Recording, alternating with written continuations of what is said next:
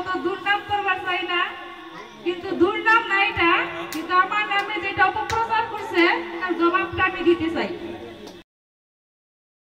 সমাজ আরো আমার সামনে বসে থাকা আমার অতি আদরের ভাই বন্ধুরা, আরো পর্দার আড়ালে বসে থাকা আমার মা বোনেরা, আমার নাম নুর ইয়াসমিন শেখ।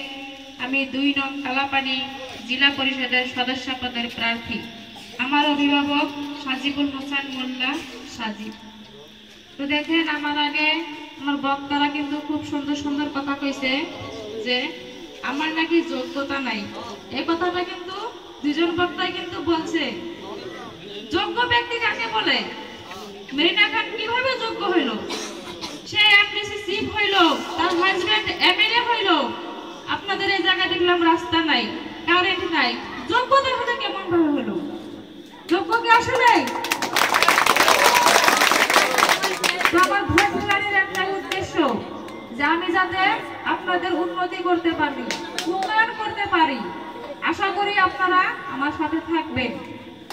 তো যাই হোক, আমি অত দুর্নাম করবার চাই না, কিন্তু দুর্নাম না এটা, কিন্তু আমার নামে যেটা অপপ্রচার করছে তার জবাবটা আমি দিতে চাই। এটা কোনো দুর্নাম না, কিন্তু আপনারা ভাববেন যে মিটিং এ আসলে সব বক্তারাই কিন্তু দুর্নাম করে, আমি তাদের দুর্নাম করলাম না।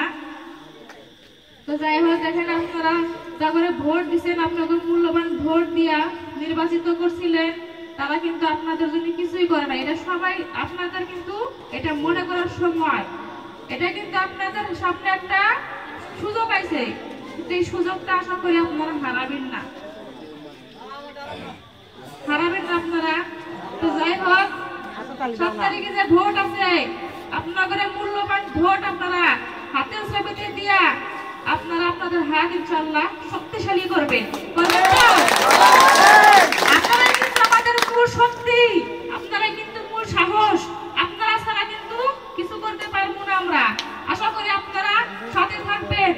আপনারা সবাই হাতে হাত মিলিয়ে, এখন কিন্তু বেশি সময় নয়, অল্প কটা দিন আছে, সবাই দয়া করে খাটাখাটি কইরা আপনারা ইনশাআল্লাহ আমাদের যে কংগ্রেসের প্রার্থী আছে 3টা, এমডিসি, কাউন্সিলর, মেম্বার, ইনশাআল্লাহ 2টা দিবেন হাতের ছবিতে, আর আরেকটা দিবেন কাপ প্লেটে। ইনশাআল্লাহ আপনারা এই 7 তারিখে ভোট দিয়া আপনারা দেখিয়ে দিবেন যে না, নুর ইয়াসমিন একটা যোগ্য ব্যক্তি। আপনারা এইবার একটা যোগ্য প্রার্থী আপনারা পাইছেন। আপনারা দয়া করে আপনারা হারাবেন না। আপনারা সবাই অল্প কষ্ট করেন। জিন্দাবাদ জিন্দাবাদ, নুর ইয়াসমিন জিন্দাবাদ, জিন্দাবাদ জিন্দাবাদ, সাজিবুল মোল্লা